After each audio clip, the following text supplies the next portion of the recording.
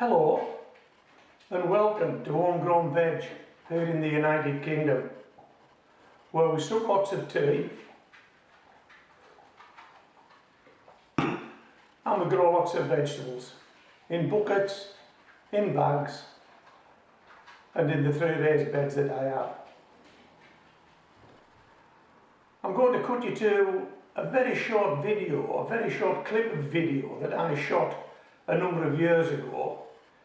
It's already been tagged onto the back of one of my gardening videos, but there may be specific interest in this video from a viewer that's not particularly interested in gardening but more interested in wildlife, and in particular bees, because every now and again wildlife visits the garden, and if I have the camera ready I'll try and catch a short clip of video and attach it to the back end of a gardening video,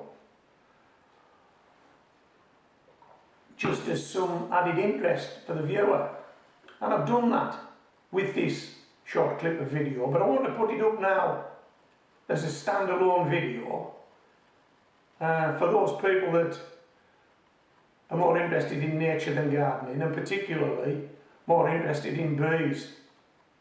This was something I'd never ever seen before. I've never ever seen it since, and I'm not too sure what it was I was witnessing.